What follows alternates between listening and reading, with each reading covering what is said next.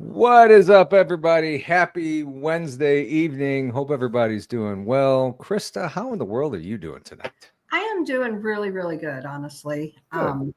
I worked hard today, though. Yeah, I guess that's a good thing. It made my day go by faster, but it does. it's It all good. does. Can I say something really quick? No. So, Martin Groves is in chat, and I just have to say, I love you and I miss you, and give your wife, Sheila, a big hug and send her my love, please. Before you came on, Mark and I were talking, and he said he was just talking with Martin Groves before the show. And I said, I've only met Martin once, and that was at Townsend.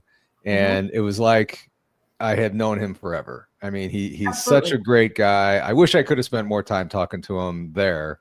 But maybe if he's at Greg's premiere in January, or if he's in Townsend again, I want to spend a little more time talking to him. He is absolutely one of my favorite people. He really is. And I hope we run into each other in 2026 somewhere along the way, some conference or something. Yes. So. Yes. Just don't run into him too hard and hurt him. I mean, that's yeah.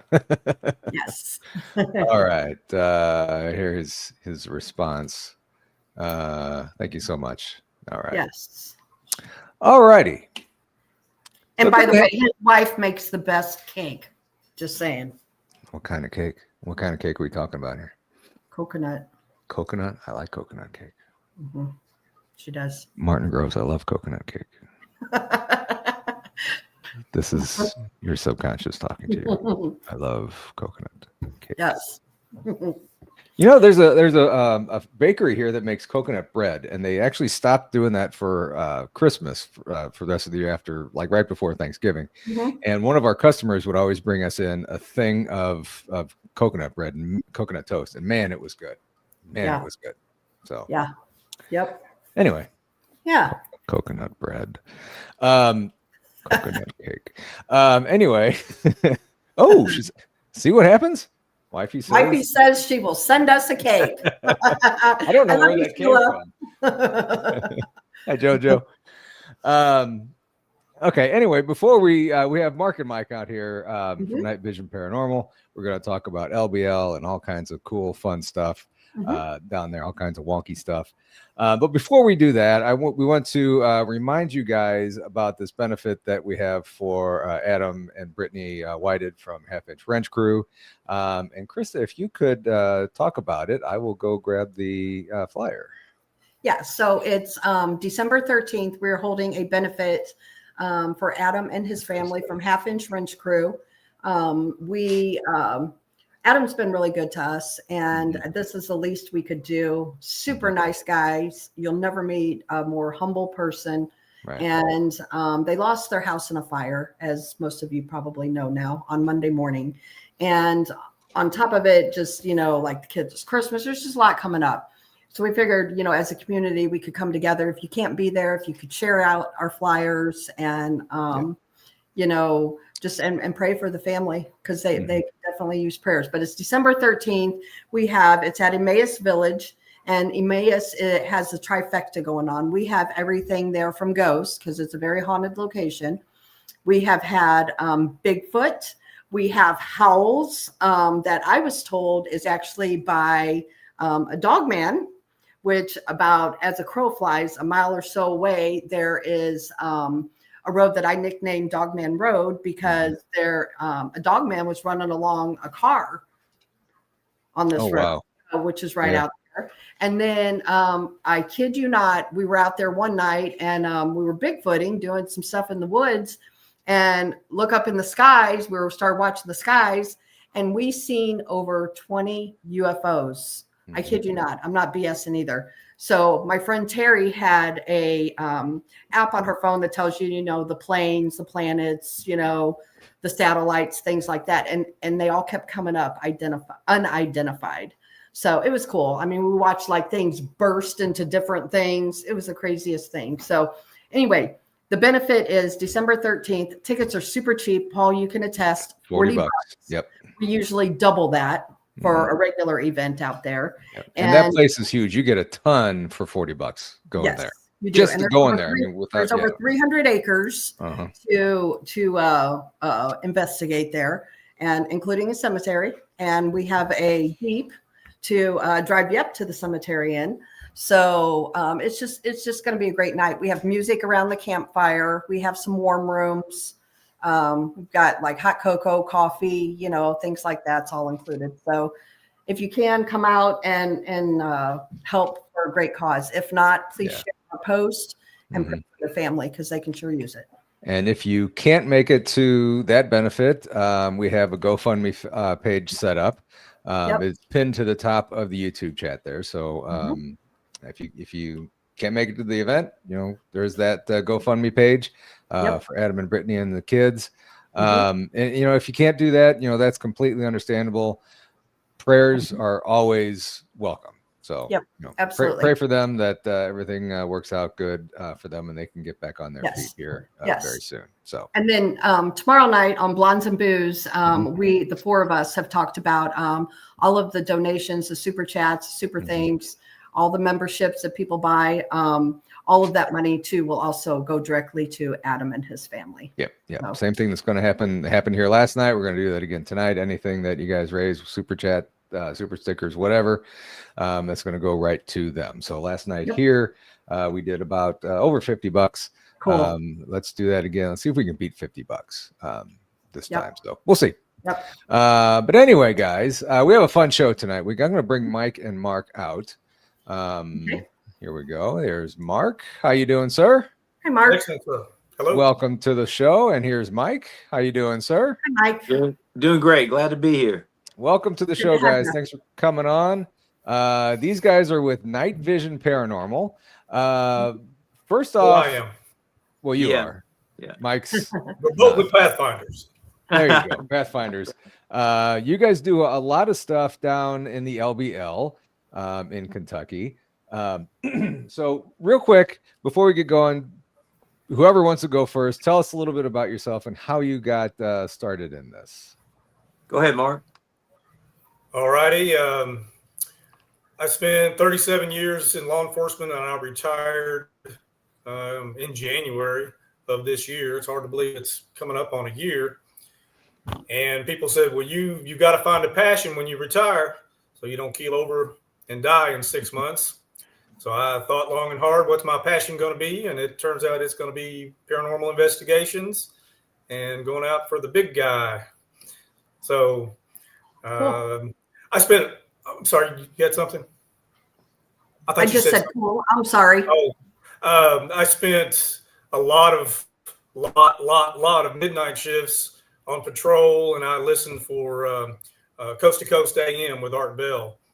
And he had the wide variety of cryptids and conspiracies and ghosts. And first time I ever heard anything about an EVP was on there. So that kind of sparked my interest driving around while I was patrolling at the same time. So there you go. Very cool. Interesting. Nice. How about you, Mike? Well, I'm a military brat. My dad's family was from Callaway and Marshall counties, which are on the west side of LBL. I remember my first trip at 8 years old back in 1980, moved to Marshall County in 1988 and have been going to the park weekly since then. Lifelong outdoorsman. Fishing's my main thing. And then in 2020, me and my wife and my three daughters were out and had a sighting, had a really good, well-documented sighting, and contacted Charlie Raymond with Kentucky Bigfoot Research Organization. And he came out, did a neat little YouTube thing and an investigation, and really was gracious enough to take me with him and open my eyes.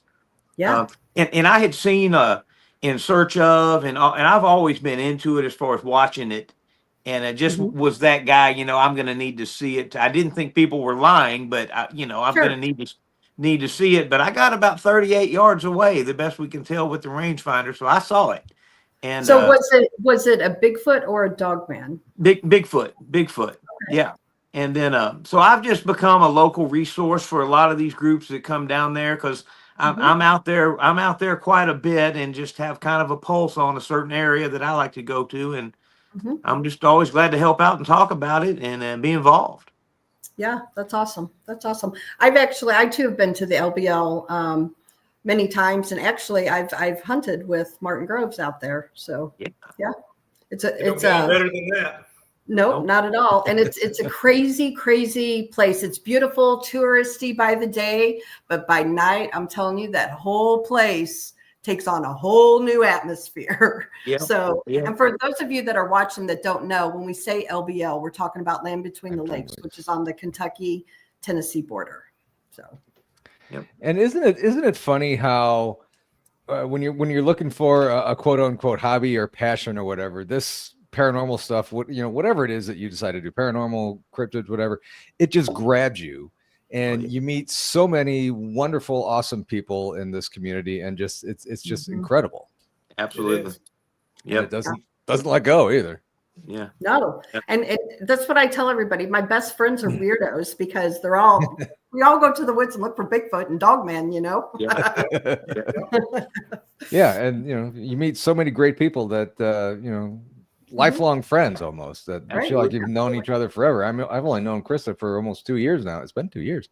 And I feel like I've known you forever. We've been through I know, right? Yeah, we're like besties now. I know. So high five, friend. There we go. Over there. Like a Brady Bunch up here. Yeah, So Mike, before the show, you sent me a bunch of pictures. We're going to kind of get to those in a little bit here. Okay. And by a bunch of pictures, I mean a bunch of pictures. Well, and that was me trying to give you a small sampling of what I've gotten. Wow.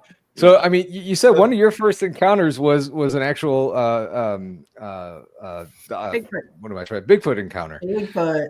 I mean, that had to have been just incredible and really get you going into this. Well, it was, I'll give you the short version. I feel like I've told it so much, I don't want to, if people have probably heard it. We were fishing and had pulled up on a little spot. It was too bad. The wind was too bad to get out on the main lake. And we were at a little spot where it was really calm, secluded inlet. There's a 2-mile road coming down to this place. Nobody was there. No hiking trails really close. And we like to just get a little campfire built, cook some hot dogs. And I think that was a factor, smelling the hot dogs. And we wwere just getting ready to leave. I had heard some people walking, I thought, before, and had asked my wife and my daughter to keep an eye out. And my daughter had asked me later, what happened? And I said, oh, it was just people, being out here. Well, as I'm about to push the boat off, we hear a knock. Clear knock, right up on the ridge, right over us. And I'm laughing. And, my daughter says, she's, I think, 15, 16 at the time. She says, what does that? I said, well, they say Bigfoot does it. And I look down, and I don't know if you guys seen them, but, muskrat and beaver, they chew the bark off sticks and leave them. And they're really usually good, solid sticks. So I knew it would make. So I just grabbed that stick, and I knocked on the little tree that I had the boat tied up to. 100 yards down the bank, another knock. Clear as day. Immediate. And we're just kind of like, oh, man. And so I still think it's people messing with us or something. And we had talked about maybe even going home or going to fish another spot. But I was curious. There was a little cove. And you can see it to this day. It was there when we went back several months later with Charlie. The light just penetrates right down in this spot. And you just gravitate to it if you look up there. And there was a Bigfoot standing there. And I said, holy, there's Bigfoot. Yeah. And it was so fast. My wife and daughter weren't ever able to catch it. It moved and adjusted away from our boat. We drifted down the bank after I saw it run down a gully. But the scariest thing was then, I was just kind of shocked. And when I hit the engine to go back to the trailer, my wife and daughter heard it. They said it was a frustrated scream. It just yelled at us like it had followed us down the bank. Wow. And oh yeah, so my ears ring. I've got tinnitus, and I was looking away, and the engine was behind me, but both of them were right over there where they could hear the bank and what was coming from that area. And I mean, immediately they looked at each other. What was that? That was a growl. That was a growl. And and then I just, you want to get scared of it. I realized my dad, he's a Green Beret, retired, and he said, son, those things have been there always. And if they wanted you, now that you've seen one, how fast was that? And I'm like, well, if it wanted people, it would get people, no doubt. Sure. Yeah. So that gave me a little comfort, and got out with Charlie, and now it's a hobby. Like I say, I do it every week. Yeah. Real quick, speaking of Charlie Raymond, so he was one that I sent the howl that we captured at Emmaus. He was one that I sent to that sent it back, and he's the one that said that it sounded like a dog man. Yeah. Oh yeah. And he would know. He would know. I know. That's why I thought I sent it to him, and I sent it to Joe Doyle from Hellbent Holler, and they both come back. And Joe's like, "You got something there." So yeah. Yep. And that was at Emmaus. That was at Emmaus. Yeah. Wow. Yeah. So I told everybody we have a whole trifecta thing going on out there. Yeah. No kidding. No kidding. Sounds like my kind of stuff. Yeah. Come on Yeah, out. Come on out 13th. sometime. Welcome. Yeah. If you can't make it then, come on out some other time. I mean, you guys, Mark, you invited me down to the LBL whenever I could make it. So you got more than welcome to come up here. This place is we have awesome. total access to Emmaus. So Wow. whenever you guys want to make it over, come on. Mhm. Absolutely. Yeah. Go ahead, Paul. Go ahead, Mark. Or, go ahead, Krista. I'm getting names mixed up. Live shows here, guys. I know. It's like the first one I've ever done. Yeah. Right. And Mark, you're out in the LBL just about every weekend as well. Well, not necessarily on weekends because I retired, so I can go anytime I want to. But yeah, I'm in there pretty much every week. Yep. Wow. Are you following leads, or are you searching, or just hiking, or what are you doing in there? Yes, following up on reported hotspots. I've gotten just excellent information from Mr. Martin Groves. He's been a hero of mine, and he and Barton Nunley and Daryl Denton. I've kind of watched what they've done and tried to learn from them. So in a lot of those hotspots, but Mike is he's come up with a spot that Pathfinders, which is our newly founded research group in and around the LBL, he's got a mission in mind for us, and he was prepping for that before. Now the team has been doing some scouting and some more prep work, and we've got a big mission coming up.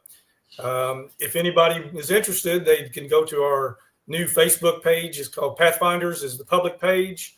We're always looking for information, reports from LBL or even from other places, because we've been in contact with teams that are across the U.S. And if we get a report from, say, North Carolina, we have an excellent group that we've been privileged to be associated with, that we can send it to them. Same for Alabama, same for Georgia, Tennessee.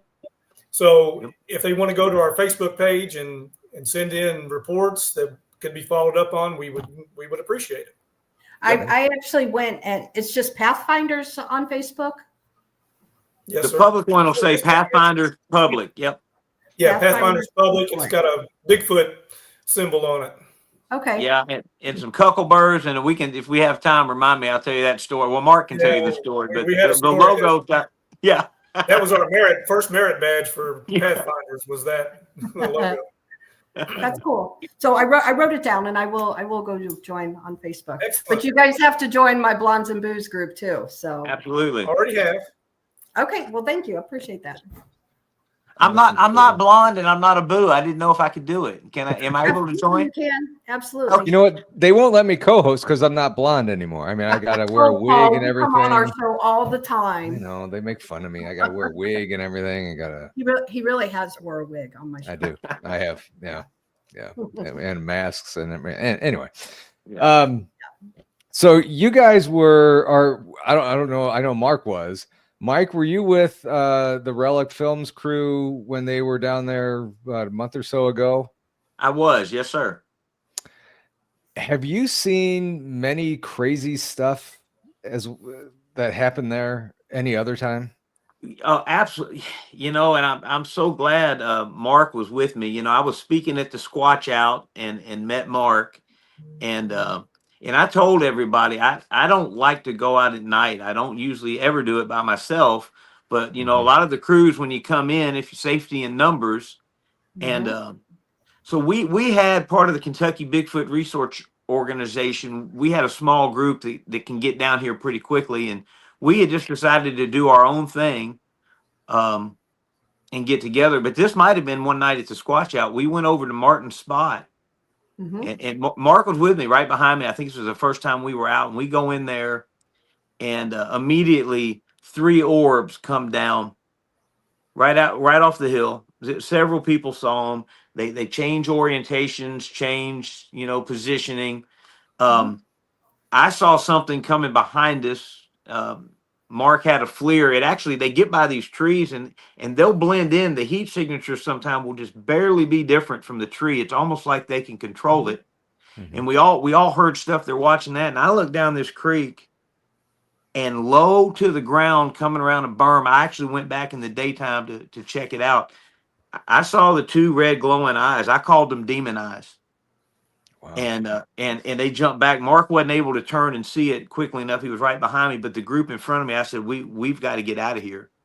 And you could just kind of feel like we were set. That's the perfect place, by the way. If you want to say, hey, come ambush me, where we were was the perfect spot. Anybody with some tactical knowledge would know that. So we got out of there.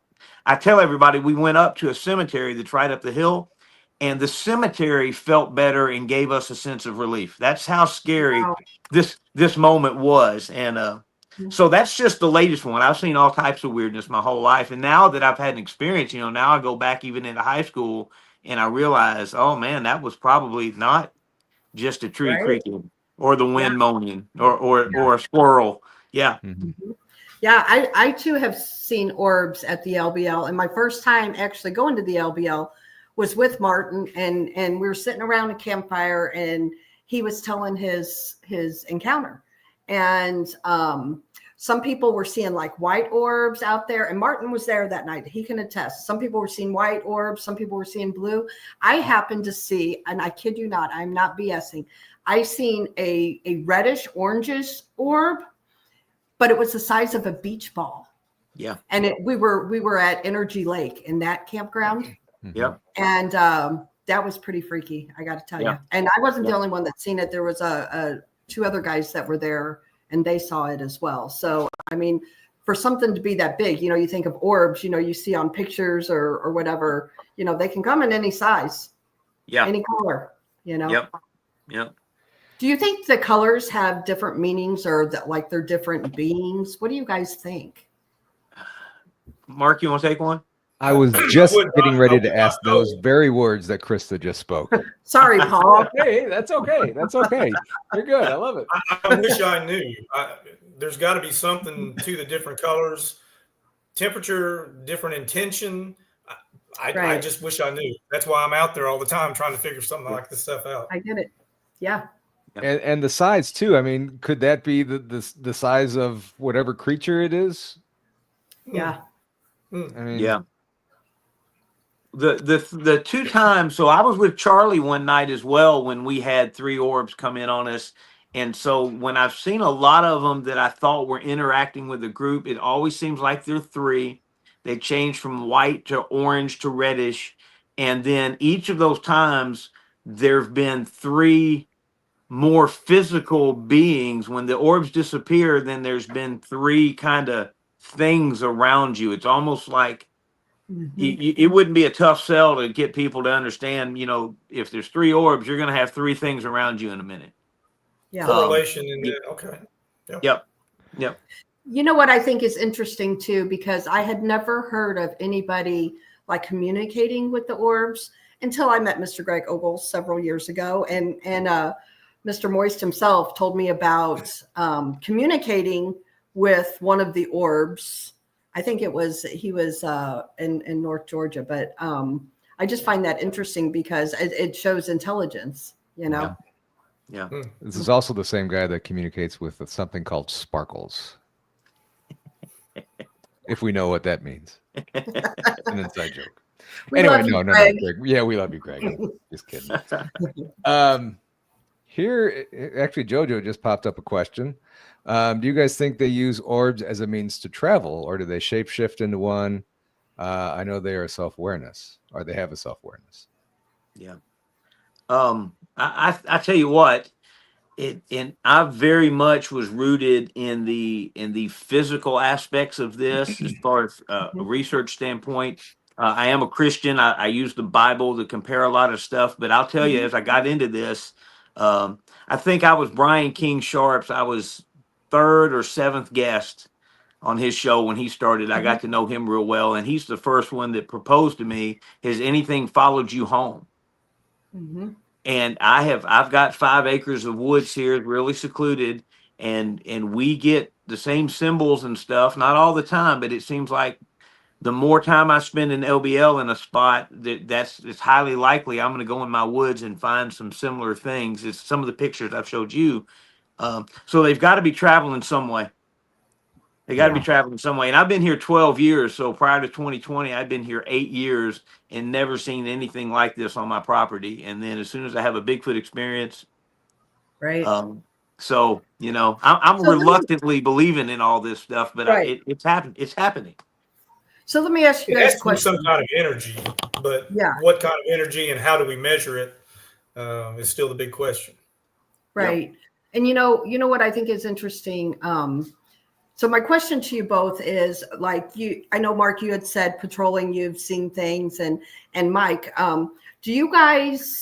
were you guys open to like the ghost side of things, paranormal side of things before your Bigfoot encounter? Because my belief is, like, you know, I've been doing ghost stuff for many years, and you know, and now, like, my whole world has opened up. I've had, you know, the cryptid encounters in the LBL. I've had it down in Fouke, Arkansas, and I had it in Springfield, Missouri. So it's like, I never had that stuff before. And I think it's because, like, you open up and you're open to one thing, other things come. Does that make sense? Yeah. Oh yeah. Our group, Night Vision Paranormal, we have the spooky division, and that's really where it all got started. Because we do a lot of the ghost stuff and everything, and now I was promoted to lead field investigator for the cryptid division for Night Vision Paranormal. Nice. So that's where my focus is. The rest of the group, you know, has their focus, and we get together and work on projects together for sure. But I always thought everything was separate. You know, you got your ghosts and you got your UFOs and you got your cryptids and whatever. And the more and more you hear about it, they're meshing together somehow.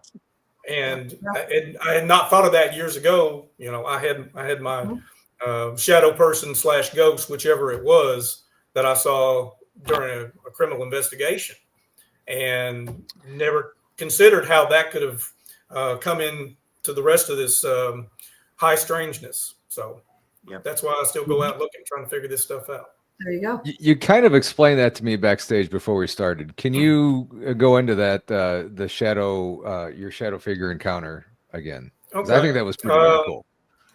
Yeah. It was either 1989, 1990, right in that area.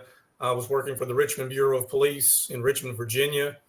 I was actually on an off-duty security gig, which you had to do to make enough money to get by, because patrolmen don't make a whole lot of money. So I was working in off-duty security at a place called Southside Plaza, which is a essentially horseshoe-shaped shopping area with businesses all the way around, with a big parking lot in the middle. I showed up for a midnight shift, and there's an afternoon security guy who works when the businesses are open and handles shoplifters and fights and all that. And then the midnight shift guy would come on for burglaries. Essentially prevent burglaries. It could be a bad area. So I got there for my shift. First thing you do is check all the businesses, and I, lo and behold, found it was a Radio Shack that the front window had been busted out between the time when the afternoon guy left and I got on. So I called it in, cleared the building. There was nobody in there. They were long gone. But had an on-call detective who showed up and taking the report and all this, and he's looking around for anything that he could work on right at that moment.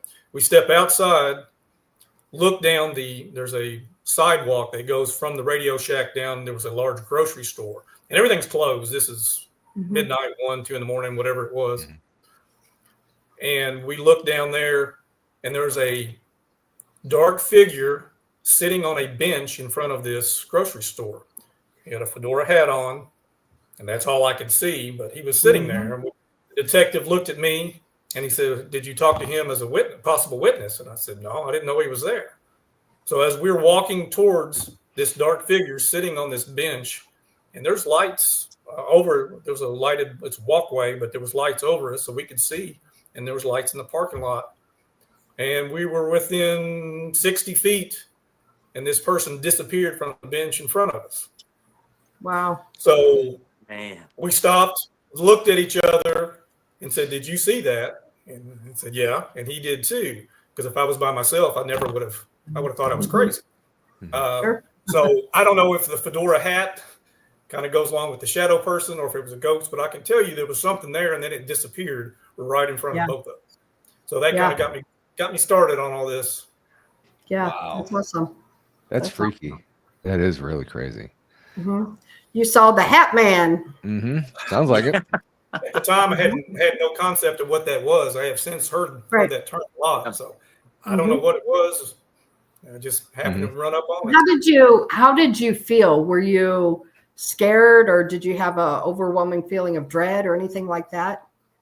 Just unbelievably perplexed, because I'm, by the book rules. This is what you do. This is how you conduct an investigation. You talk to witnesses, whatever. Look for physical evidence.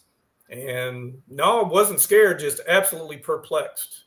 Yeah. I have since tried to get that report. I contacted the Richmond, Virginia, and tried to get my report from all those years ago, and I didn't have a report number, and it was, was not able to find the report, but it most certainly had. Sure.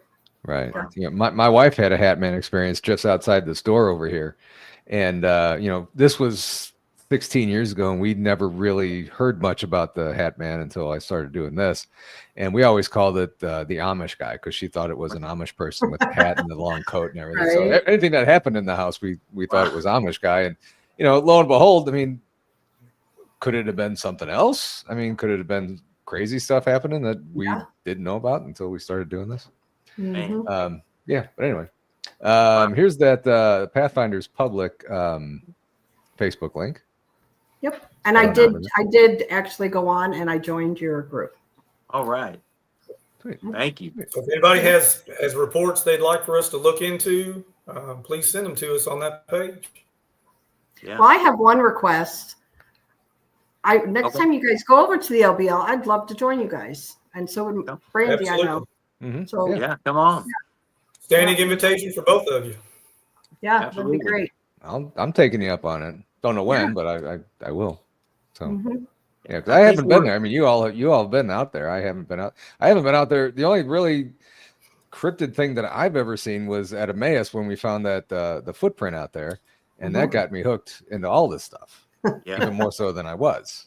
Right. Oh yeah. We're planning something for December 20th. It's tentative right now, but we're gonna pretty much have a Pathfinder's Day out there December 20th, and then we'll probably be doing something and getting together about every month. So we'll keep y'all both. I wrote that date down, and Yeah. definitely, because I'd definitely be interested in coming out and going to the woods with y'all. Yeah, I can't do December, so I possibly, can. I'll see if Brandy's available. All right. Yeah. Oh man, I had a question and I lost it. I do have a question. Here's their email address. Okay, go ahead. Sorry. Have you guys ever, you hear about people getting hit with infrasound out there? Have you guys, either one of y'all, ever experienced that?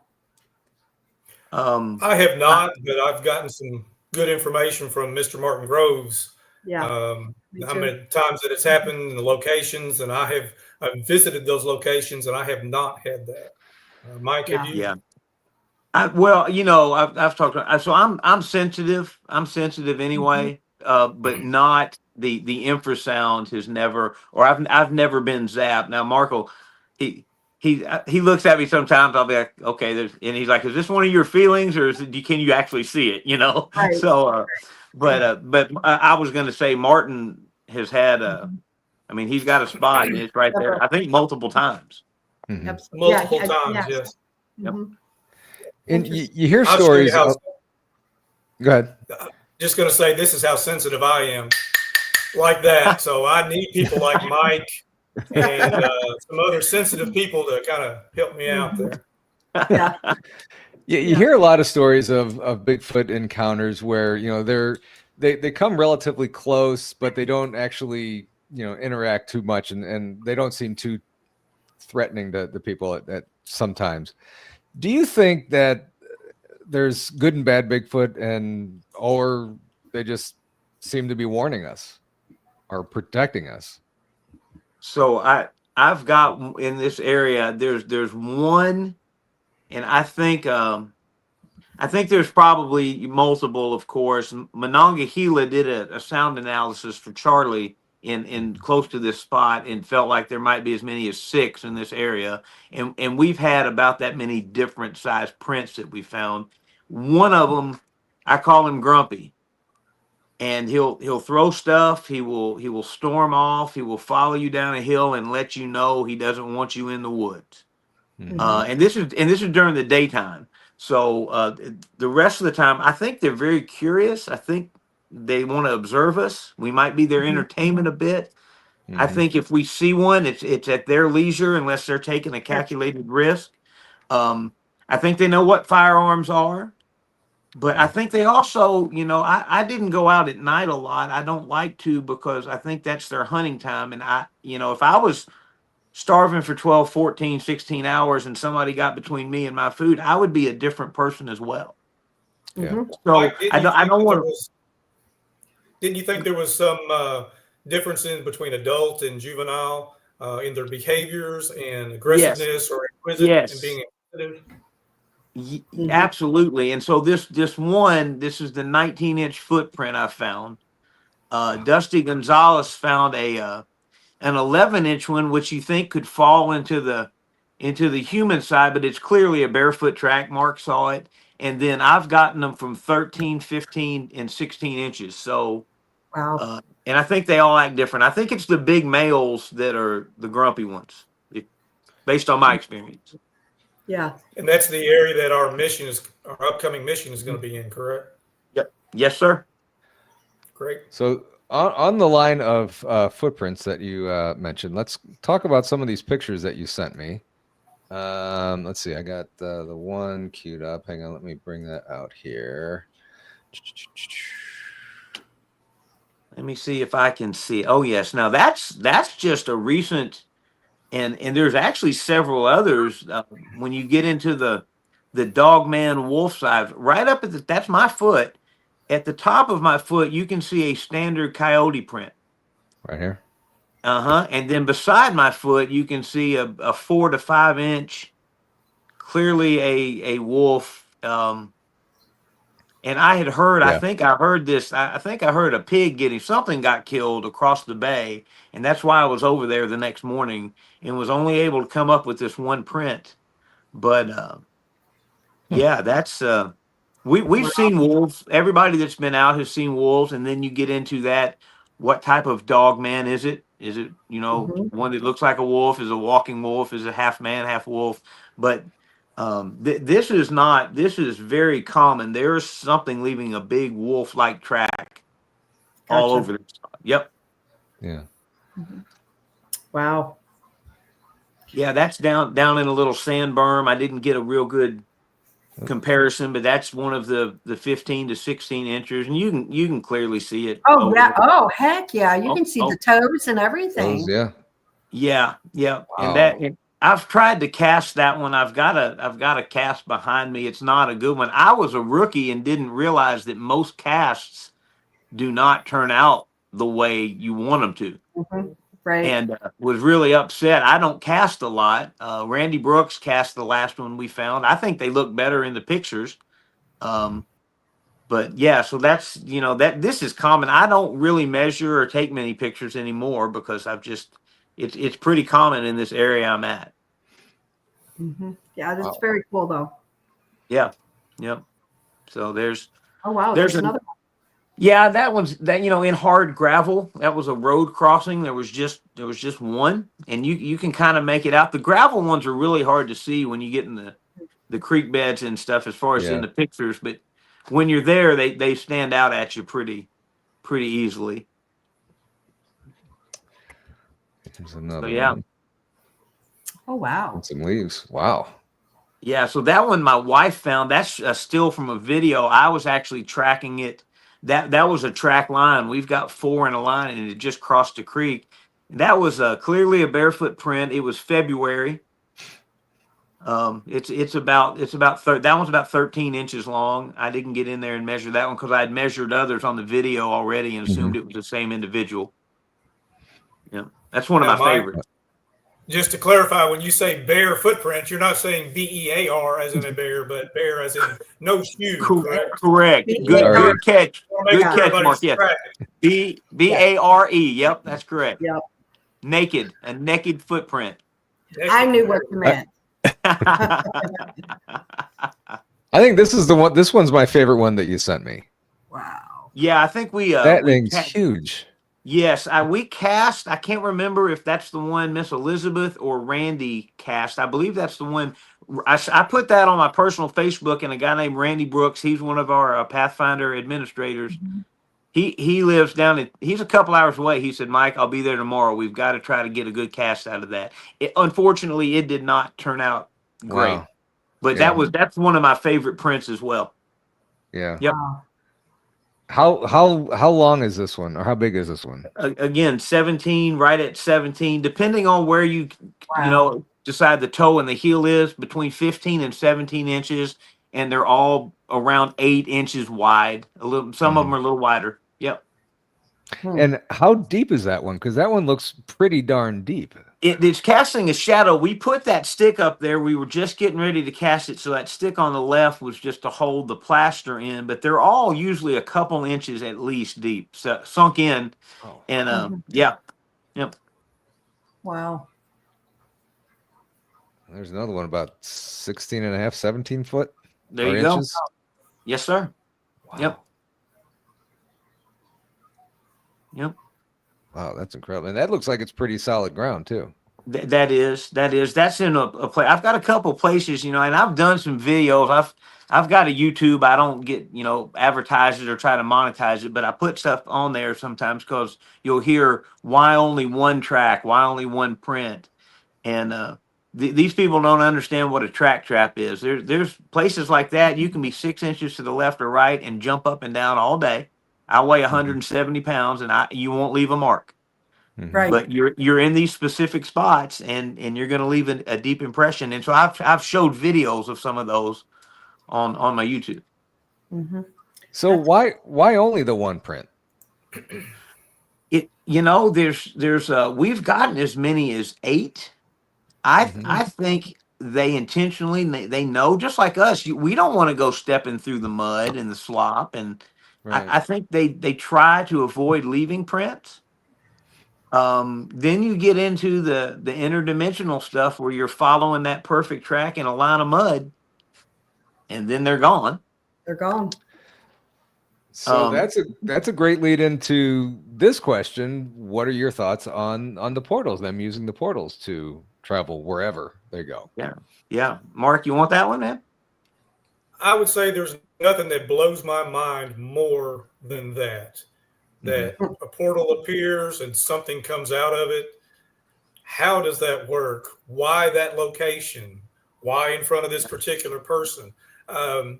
Again, for years, I grew up watching the original docudrama Sasquatch, The Legend of Bigfoot, and The Legend of Boggy Creek. And okay, so there are these monsters out there out in California or down at Boggy Creek. They're nowhere around here.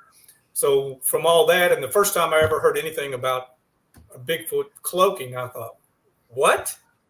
Right. Isn't it weird enough to say we're going to be out here looking for cryptids, and now they can come out of portals? Well, the more and more comes out about this, it just absolutely blows my mind, and I want to see one. Yeah. And I'll tell Mark about it. I've had my wife, Big Ray, a friend of mine from high school, several occasions where you'll hear something stomping, clearly bipedal. Usually we're up on a ridge and it's a little below us, And in a few places, I've been like, let's just look. There's 100 yards of open woods. We'll be able to see anything running through here, and it's gone. Yeah. It's gone. And, you know, talking about the portals. So Brandy and I, it was about 2:00 in the afternoon, and we were up at Mount Pleasant Cemetery. I'm sure you guys know where that is, there at the LBL. Oh, yeah. And we're just walking around looking at graves, but we're running a EVP recorder and just, you know, doing our thing, you know, talking about graves and, you know, how they go behind the hill and all that good stuff, you know. So that's what we're out there doing. Nothing weird happened. We go back to camp and Brandy's listening to it, and you can clearly hear a door slamming. As you know, like there was no other cars around there. It was just us. There was nobody getting out of cars. As you know, there's no houses close. Nope. You know, there's no doors that we should be hearing. So that night, Martin was with us and Brandy played it for him. And he said that he had heard that before. And he thinks that maybe a portal opened or shut, you know, while we were there. And it's just pretty amazing that we captured that, because 2:00 in the afternoon, broad daylight, beautiful day, sun shining, middle of summer, and we're just doing our thing, you know. And so I thought that was really, really interesting, you know. That sound, the metallic sound that you described, that Martin Groves described, is just mind blowing. Yes. Yeah, and that's what he said. That he said that night. He's like, I think that you guys got a portal, you know, captured portal, because that's what he said that he. That's what he heard. So yeah, he says it in chat. It was truly a portal opening or closing. It was just interesting. It really was. It's crazy. That's kind of where I was going to go with the, you know, you hear about the metal sounds in the middle of the woods, and there's no metal out there. I mean, could that be the portals opening and closing? I mean, that's who knows? I sent one to Mark. I sent this to Mark last week. I've got a video where my son and my daughter and I were out, and there's actually deer acting very strange coming into us. And it sounds like rock clacking. And then you think it might be a woodpecker, but by the end of it, you realize this is some type of metallic sound. There was nothing going on. I've learned since that, again, from Martin, that Ron Moorhead thinks when they're changing their frequencies, you're going to hear this clacking metallic sound as well. And if that's it, I might have audio of that. Yeah. Wow. There's definitely metallic sound in that, 100%. Yep. Wow. Don't after the show, don't go away. Let me get you, make sure we're friends on Facebook, and I'll see if Brandy can send you that metallic sound that we captured. Awesome. I'll send it to both of y'all. Nice. If you guys would ever encounter a portal in the woods, would you consider going through it? Mark, what do you think? Mark, the way he runs off at some stuff sometimes in the night, he might do it. Yeah. If something goes down, I'm hard charging right towards it because I don't want to see it. I would probably, if it's there and I can get the Night Vision Paranormal Air Support Division drone up and going, I would send the drone through. I would have a little caution on that. I would actually throw something through and see what happens first, but you better believe I'm going to be right up on it and trying to figure it out. But I mean, certainly the odds of finding a second one after you throw a rock through it is pretty slim. So sorry, Mike. Hey, Mark, if you you probably don't know this, in my pack, it's always smart in LBL to carry at least 50 feet of rope because of all the cisterns and the wells. And so I carry 50 feet of rope. So if we're ever out and we hear that, I can tie you off or hold you, just like that movie Poltergeist. I will do that. I will do that for you. All right. Him go through it. You stay on this side, right? And film it. Make sure you film it. So, you know, that brings up an interesting point there. I mean, if you have something tied to a rope and you throw the rope through the portal, wonder what happens. Yeah. I mean, who knows? I mean, that. Yep. Okay. Yeah, that's cool. That is an interesting. Okay. All right. It is. All right. It is. I have a question. Oh, go ahead. No, go ahead. I was going to. I was going to change subjects, go down a different rabbit hole, but go ahead if you got something that goes. No. Go ahead. Let's go down a rabbit hole. I was going to ask you guys what you guys think about. You know, you hear the LBL like underground. You know, do you think they have a bases underground there, and possibly let the dog man out to feed. And what are your guys' thoughts on that? Because I mean, I've heard booms out there. I've seen Black Hawk helicopters out there. Yeah. Go ahead, Mark. I've got something about being out on the water. Let's let Mark chime in on this one too. Okay. Well, it's just so happens that Mr. Martin Groves gave me some really interesting information just a few weeks ago, and that is an ongoing investigation. Probably going to be out Sunday. Following up on that and some information that Mr. Trey Hudson provided to me and shared with Martin. So possibly so, yes. Yeah. I've got a thing now. Being over in Callaway County, so that's Murray, Kentucky.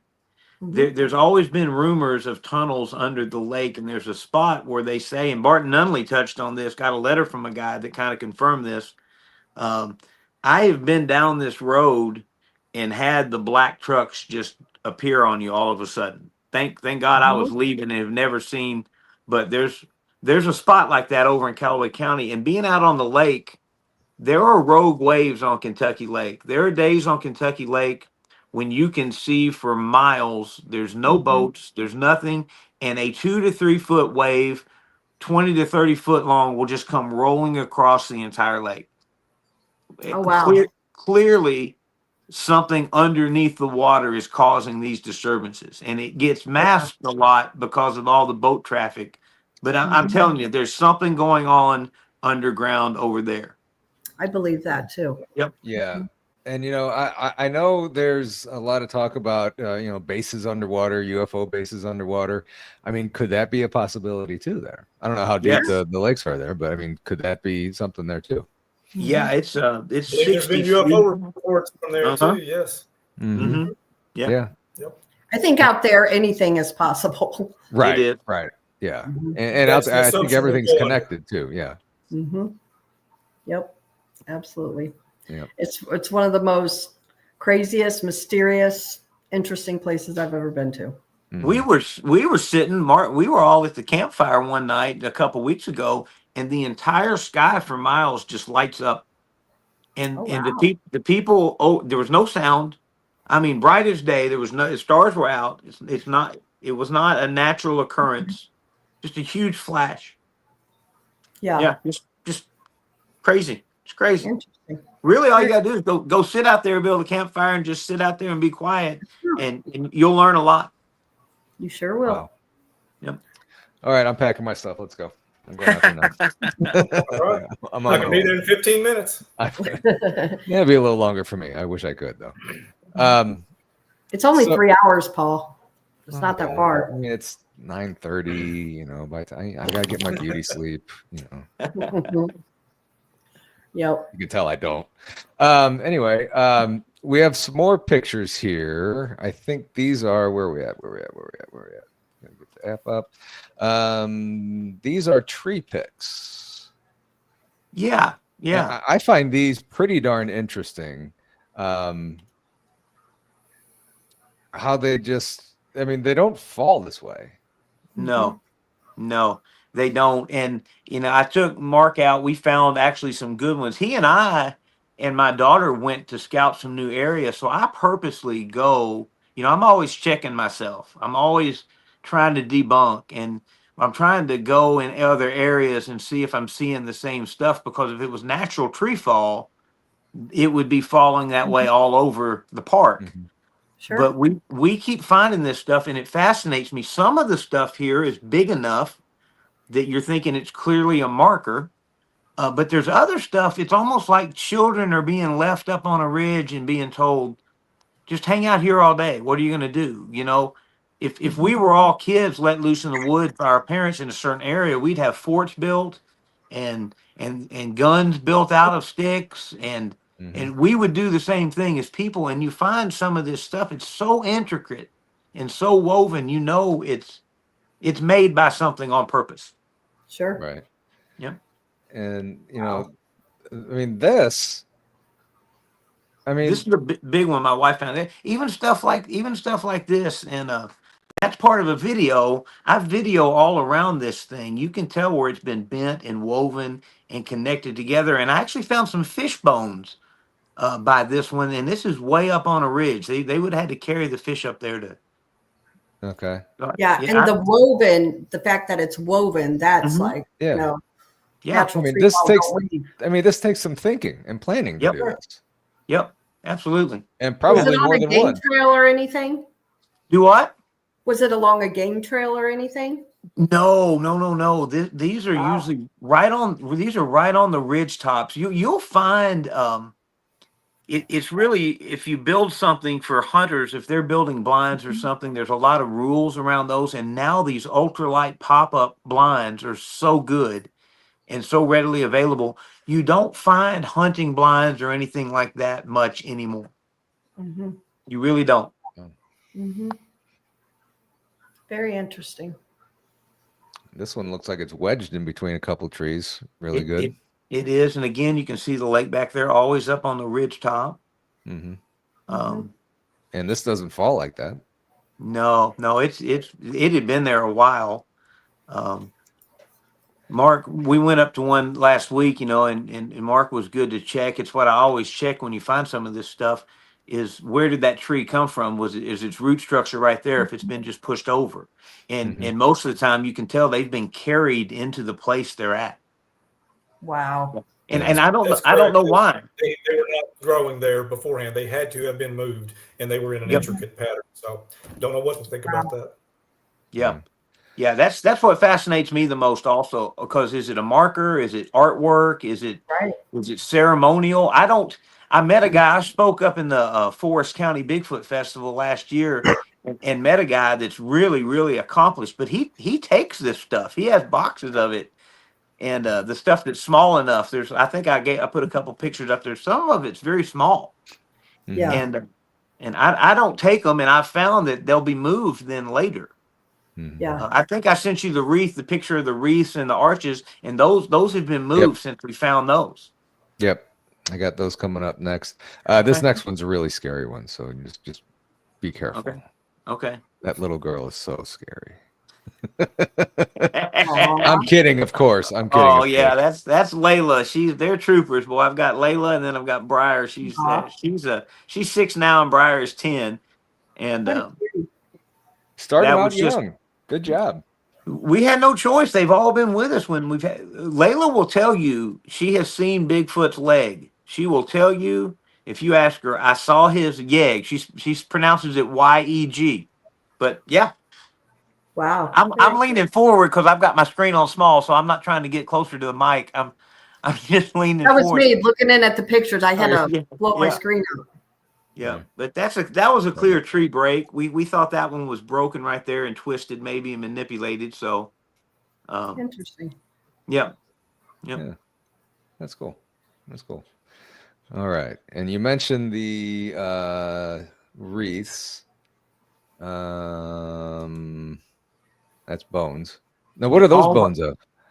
Well, I think we found some pig bones, some deer bones, and some turtle eggs all in the same spot. And this was a spot where we had gone in our boat, and something pushed a tree over on us when we got too deep in there, we think. So, Oh wow. Wait. Something pushed the tree over on you? yeah, we went into the spot, and I get locked in on fishing, and I'm in there getting ready to go fishing, and my little girl smelt something, and I smelt it. And my wife she's finally seen one, but we were over 100 yards away. And so she says out loud, "Come on, Bigfoot, just come on out here and let me get a good look at you." Immediately a tree is pushed over. Wow. Almost in response. And so we were in there. We weren't equipped that day. We went in, I think 3 days later, we hiked into it to try to find this tree and verify if there, what had happened. Sure. And then we find this, and Wow. yep.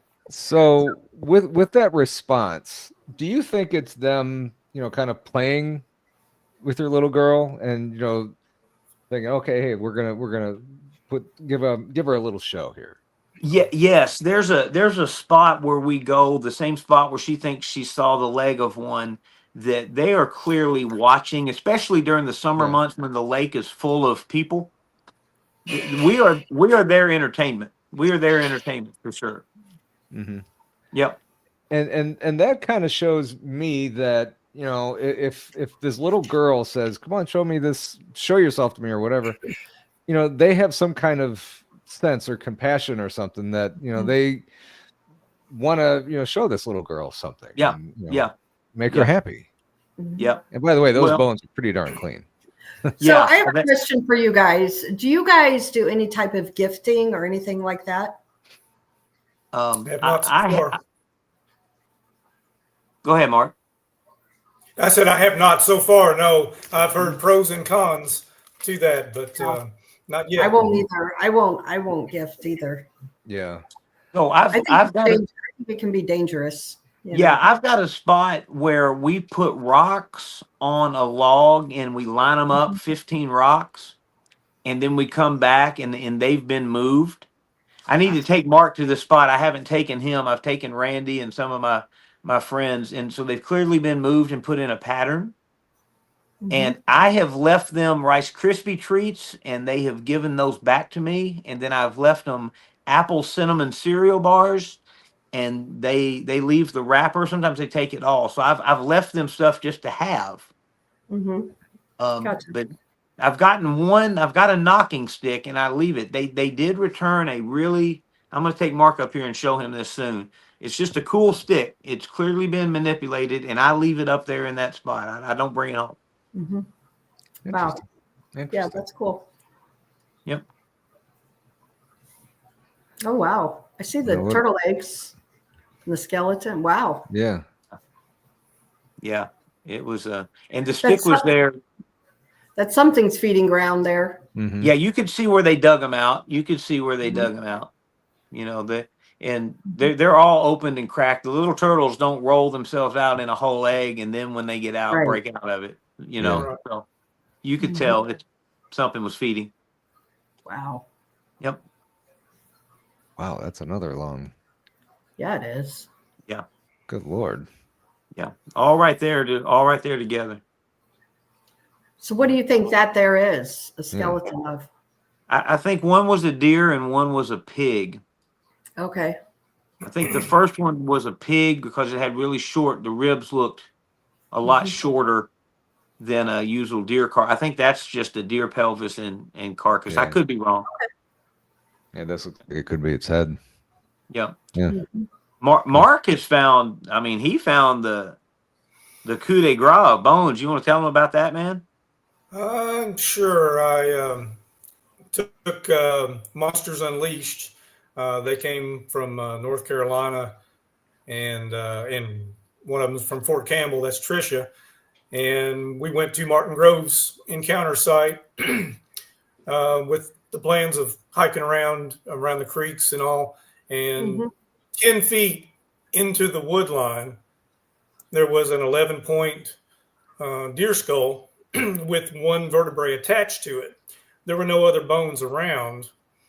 So the question is, what's going to take the head off of a trophy deer and leave that there and then take the rest of the bones and do whatever they did to them. Right. A short distance away, found the mandible of a pig. And again, Mr. Martin Groves says in that same area, he's actually found buffalo heads. Wow. And buffalo do not roam free through LBL. So what took the head off of buffalo and brought it to his encounter site? And other animals as well. So it's just some really bizarre stuff. But yeah, I've got that. It's a beautiful rack that no hunter was going to leave behind. So no, and the thing is too, a buffalo, people don't realize how big they really are. It's nothing like a cougar's going to get, or a coyote or anything like that. I mean, it's something that's got to be big, and because a buffalo is badass. And you're right. Yes, and no other bones around it. No other buffalo bones. No other deer bones there. No other of the pig. So I don't know. It's a bizarre area we go to pretty frequently trying to figure this stuff out. Yep. Somebody was telling me a story about they found a deer carcass somewhere, and it was completely split in half, Mm. just torn apart, and just in two different locations up high, and it was, yeah. Hey, real quick, I got to get put on mute because my kid's coming home. Okay. Dogs are getting ready to bark. Okay, gotcha. Now, Mike, you mentioned the wreaths before that you found. Here is I gotta put it on the screen. Can't see it if I don't put it on the screen. There we go. Yeah. And I'm gonna zoom into that. Yep. Yeah, and all the vines in that area were mixed in with briars and thorn bushes, and that was completely, so not only, you know, that's intricate and clearly made enough, but there were no thorn bushes. Those vines were separated from a lot of real heavy scrub to be manipulated into that. Yep. Wow. Yep, absolutely. Just the patience and something that big there. Uh-huh. Uh-huh. And then Now, a you couple were out of with different. Randy Brooks. That's when that's when we went with Randy to go in. He went with us to try to find out if that tree was pushed over. I think my wife actually is the one that spotted the wreaths and the arches. I might have found the arches, but I think my wife found that wreath, and it's gone now. I do kind of wish I had taken it back, because it was gone the next time we went in. So that's kind of interesting. If you would have taken it, I wonder how they would have reacted to that. I mean, if this is something that they were just showing you that they can do and not necessarily gifting it to you, how they would react to that being gone. See, and that's the thing, man. I am real. I'll sound kind of creepy and down the rabbit hole if you're around me enough, but I firmly believe that since I've had these encounters, something has come from there to my home, and I certainly don't want to make it mad and have that happen. That's the main reason. You know, I know this stuff is real. I know what's out there, and I believe it. So I've got to make my actions follow. So I'm just not going to do it. Yeah. Yeah, unless I'm lucky enough to have one walk up and hand something to me, you know. Yeah. If you do, make sure you have the cameras rolling on that. You one. got that it. Would be incredible. That would be the mother of all Bigfoot encounters. Yeah. I have a question real quick for you guys too. So you hear about, you know, people talk to like security guards and stuff like that out there, you know, at the different campgrounds, and, you know, everybody denies any dogmen or Bigfoot. So I have to tell you guys, I was at one of the campgrounds, and I'll tell you which one off camera, but I talked to one of the security guards there, and we were leaving, and he's like, "Hey, were you with that Bigfoot group up there?" I'm like, "Yeah, you know, we were, you know, been out in the woods." And he had me pull over, because if you rent a cabin, you have to sit there and wait until they go make sure like everything's okay. And I had it in my name, so I had to sit there and wait. So the guy was telling me that he was away from the other guards, away from the guardhouse, and he told me that they have documented over 15 Bigfoot accounts there.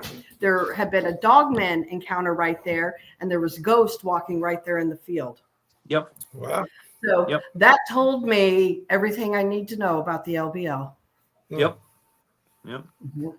Oh, it's funny. You know, so I've been around this. When I moved here, you know, we got warned about serial killers, wild men, witches, believe it or not. And what's so great about this group, this Pathfinders group, we've got so many people that have expertise and experience. And I'll be sitting there, and I can tell Mark's face. I say the word witches, and he's kind of looking over, you know, healthy skeptic. And then Martin Groves has got a story about it. And I mean, with receipts, with times and dates. That man has been documenting this stuff for 30 years. You know, so Mark's fixing to go, witches. And I'm like, yeah, witches. And then Martin just proves it all. So very compelling story from Martin Groves about witches there. Yes. Yep. Wow. It's crazy, the stuff that, you know, is undocumented. Yeah. Do you guys believe that the 1982 killing supposedly happened? What are your guys' thoughts on that? I believe what Mr. Martin Groves says. He says, yes, it happened. Yeah. I'll tell you, so that was part of I got on the Small Town Monsters documentaries because I heard about that pre-internet. So it was 1989, and I've got a little story where we were going to camp, and have a party that night, and the people that were setting it up during the day got scared off by something screaming. And so I had to go back in my van with another guy and get this stuff.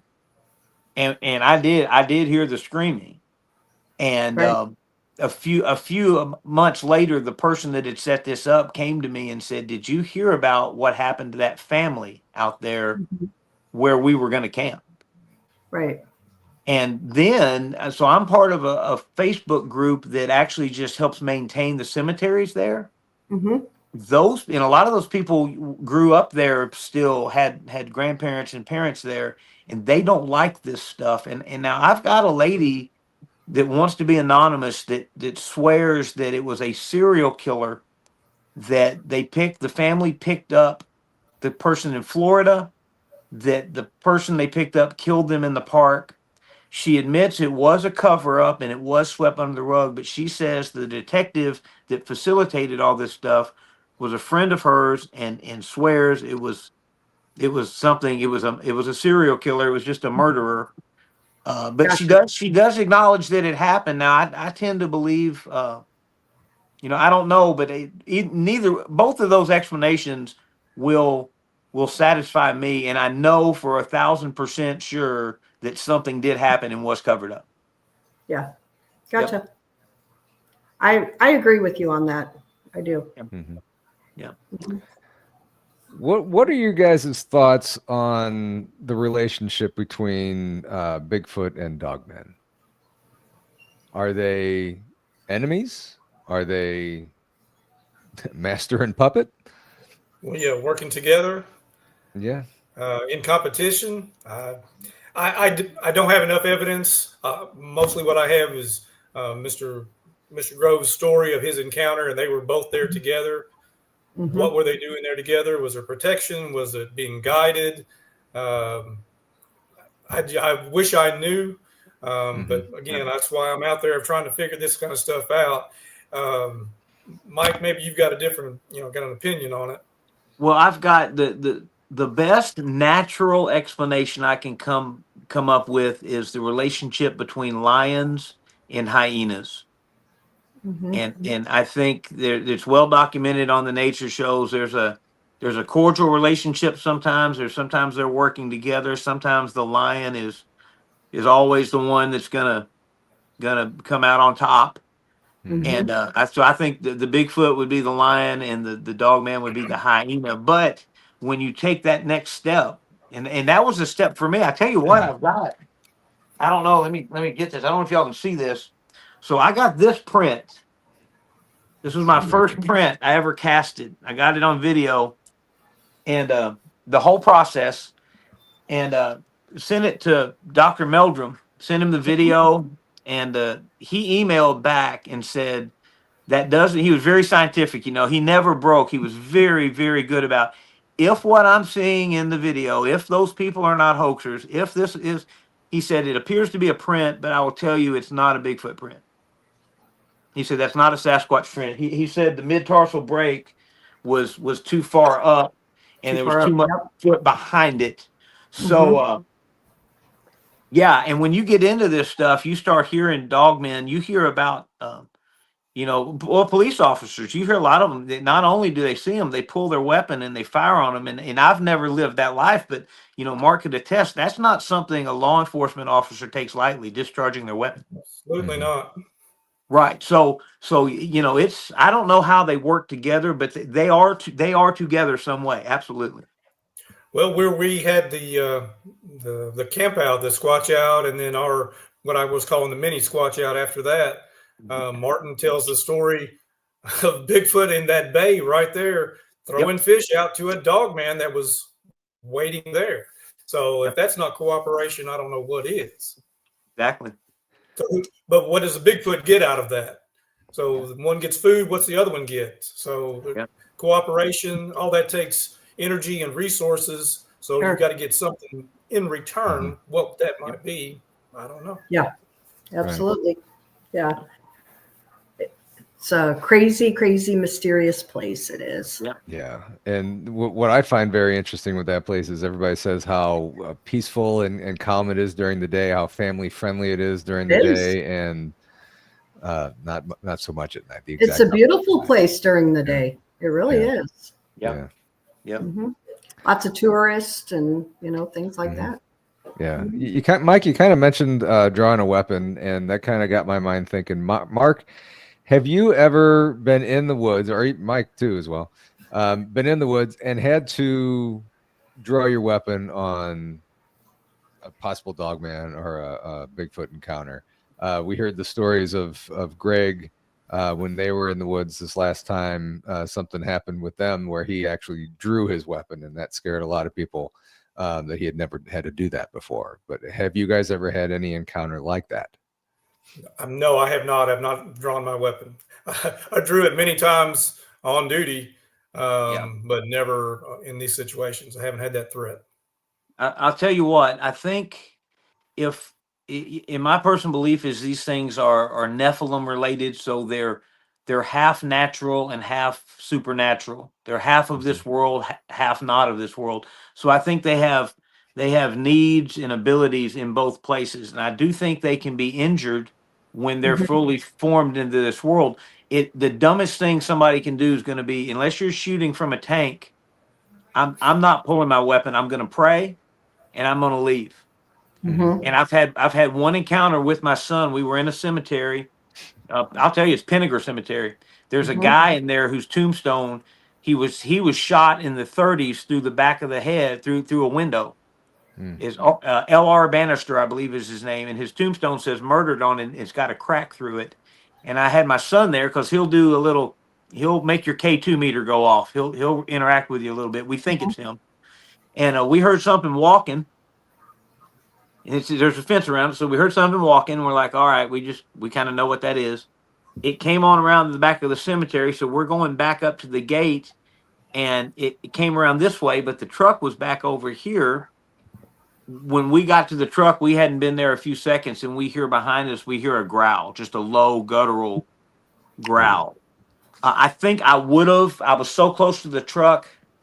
I'll feel better about the gun in my hand, and we all carry. We all carry Mhm. when we're out. The pigs, the coyotes. I've Right. had I've had it on the ready for a pack of coyotes. That's a scary thing when you're in the Mhm. dark and you don't know how many are fixing to run by you or around you. Right. But And the big feral pigs. Yeah, oh, the pigs are scarier yet, I think. absolutely, Yep. absolutely, Yeah. yep. Yeah. And you mentioned you would pray and then you would leave. I would Mhm. like to add a third one Okay, where after I leave, I would clean my shorts. there, yeah, yeah, yeah. Anyway, There you go, Paul. Jojo says the growl would have had me shaking in my boots. Yeah, I would agree with that. It was, and I had my son. We were both on the driver's side. My son's he's 28 now. He's a grown man. He's a healthy, strong fella. And I said, son, just jump in my side right here because the growl was coming from the other side of the truck, and we got out. Wow. Wow. Yep. We have a couple questions that were from earlier. I just started another one too. Okay, got it. Okay, this one's from Daryl. I'm not sure if he's still here or not. I haven't seen him in a while. Do you all think it's like buying a car? After you buy it, you see them all the time. Cryptids could be the same way. I've definitely heard that. And once you have an Mhm. encounter, you're marked. Right. Maybe the Right. mind speak. Is there a connection in there? It certainly seems to be a pattern, doesn't it? Yeah, and I'll tell you what. Yes, a guy named Don Neal could verify this. I always use my wife, but ever since I've had the sighting, I can be driving. The latest one, I was coming through Ohio County, and I'm just staring off the woods. It kind of gives you. I don't want to. I say post-traumatic stress. I'm not minimizing that. I don't have that. I know it's a serious thing, but it does make you. I cannot look at the woods now the same way. Sure. And I'm driving and I'm looking, and my wife knows that look, and she said, "Do you think there's a Bigfoot over there?" And I said, I think so." And I called Don because he's the expert in this area, and he said, "Mike, we had a report a mile from you." Mhm. And I've done this from here, Ohio, Pennsylvania, New York. We'll look up on the database, and it won't just be in that county; it will be on that road. I mean, I don't know that I like it. I tell Mark that sometimes. I can feel it now. Mhm. Yeah. Mhm. Krista and I have had that same conversation going wherever we're going, these long trips, and we're going through woods and stuff, and we're like, what's really on the other side of that wood line? What's out there watching us? And I never would have thought that. And I don't know how many people would really think about that. But once you get into this stuff, I mean, yeah, what is? I have a small little patch of woods right down here. I mean, there's not much, you can see through it and see houses through it. But before those townhouses were built, I've often looked down there, and there's some woods around right by the Merrimack River down here. Yep. And I often drive by and I'm like, is there anything down there, you think? I mean, well, just think though, a dog man has been seen down by the St. Louis Arch. What does that tell you? It doesn't have to be woods. It can be suburban or city, whatever. Oh, yes. Frequently. Dogman sightings frequently in cities. Absolutely. Yep. Yeah. And if they come in by portals, why couldn't it be just absolutely anywhere? Exactly. Anywhere. I mean, does it matter where? Yeah. Which, I mean, getting back to the portals, if you throw a rock in it and it comes back out, what would you think of that? I think I just watched Poltergeist. Yeah. I think I would leave. Yeah. Quickly. I think I'm going to try to find that rock and put it in my collection. Yeah. That would be an interesting thing there. If you throw something in there, I mean, you mentioned the drone, flying a drone in there and then flying it back out, if you could. Would you get it tested? Would there be some kind of interesting radiation that you can get off there? That would be something interesting.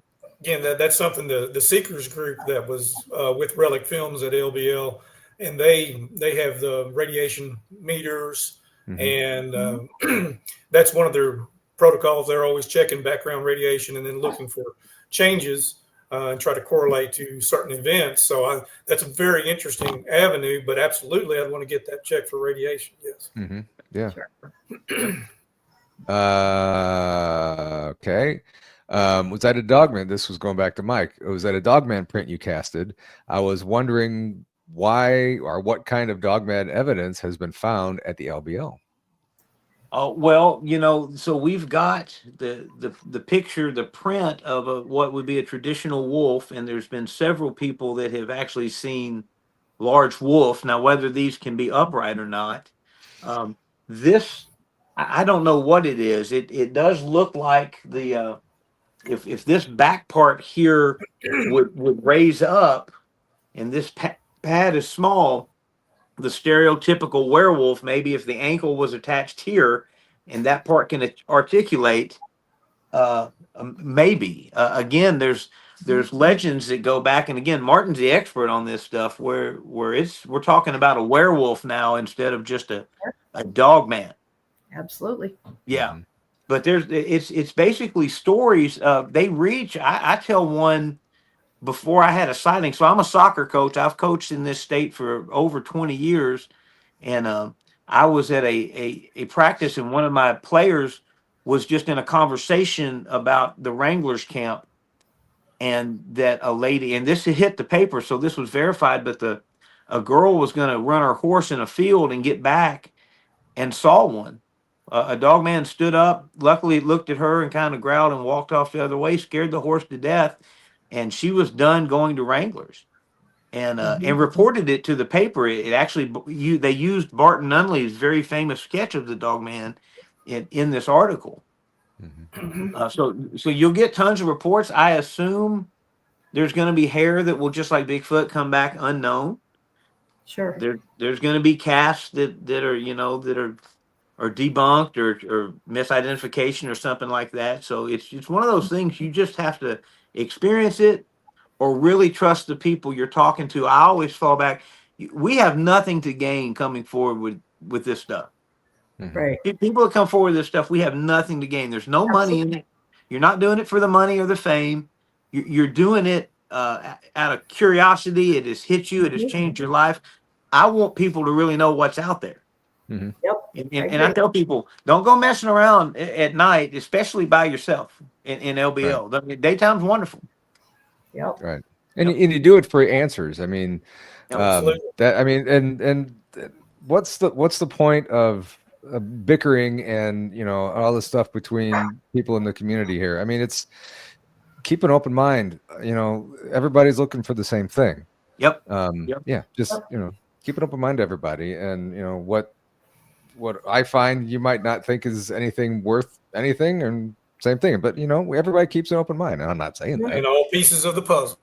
Yeah, exactly, 100%. Yeah. Has anyone on the panel heard chatter? Yep. I have. Yeah. Yeah. Go ahead, Mark. I wouldn't know what to call it. Chatter would be the closest thing coming out of a cemetery there at LBL. Yes. Wow. Yeah. Big Ray, and I heard some the night we were out with Charlie, and there had just been a sighting. Larry Sidwell had just seen one cross the road, and we were down the road a little bit from them, and it's the standard Sierra Sound Samurai, kind of garbled. Yep. Wow. Yep. And then we've also heard the women, the woman crying, trying to lure you in the woods, and they say that's more Dogman thing. Right. We've heard that. My wife and children have heard that as well. Interesting. Yep. Honest question: has anyone seen a dog woman? No. Nope. I mean, I'm sure there are female. Yeah, have to be dogmen or whatever. Yeah, but I don't know what was in my pick. I think it was a dog creature, but I don't know if it was a man or a woman. Yeah. Gotcha. Yep. And somebody asked, what's the difference between dogman and werewolf? Go ahead, Mark. That's a Martin Groves question there. Well, I'll tell you my opinion. Bloodlines that came from Europe and ended up in the LBL that have a werewolf curse attached to it. And as Dogman, a creature that's been around and hybridized by the government, there's tons of theory or hypothesis, I should say, out there. And also, in my belief, I believe a werewolf, can change. It changes. A dogman is always a dogman. Right. Yep. Very interesting. We kind of touched on this one earlier in the show. Is the LBL a secret military training ground site for hybrid dogmen that they are growing?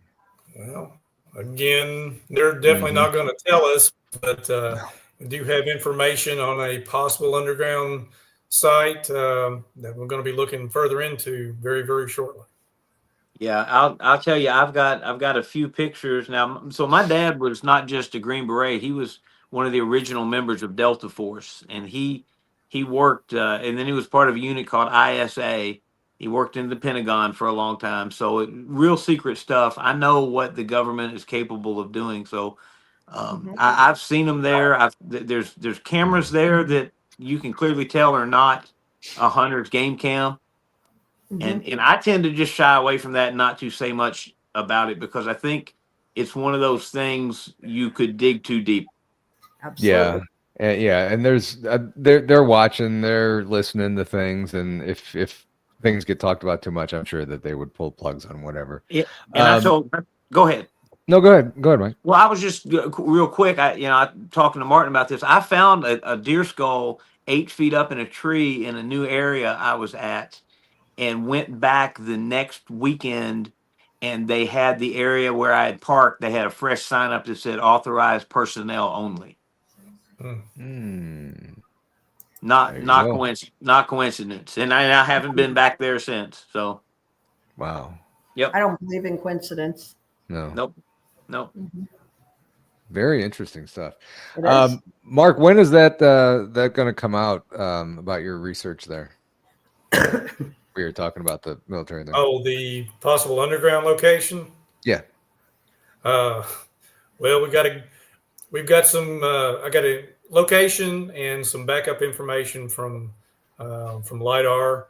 I don't have a timeline on it, but I believe probably this weekend we'll be back out there trying to get some information. Interesting. And is that going to be on Pathfinder's public Facebook? If we get some good results, we'll be putting it out on Night Vision Paranormal and on Pathfinders together. Yes. Nice. Yep. So stay tuned to those. Oh yeah, absolutely. Yeah. Interesting. Well, guys, this has been a very quick 90 minutes. It's been very fun, very informative, very interesting conversations that we had, and I appreciate you guys coming on here. Oh, it's Yeah. great. Thanks for having me. My Hey, pleasure. no problem, no problem. And I appreciate the pictures that we didn't get to some of them still. Yeah. So we'll have to have you guys back on to go through some more pictures and stuff. Mhm. And hopefully, you Well- know, I'll be in the LBL soon with you. So Absolutely. We started to put up some pictures on the Pathfinders page, Yeah. put up my Dogman picture, I believe, in the follow-up investigation.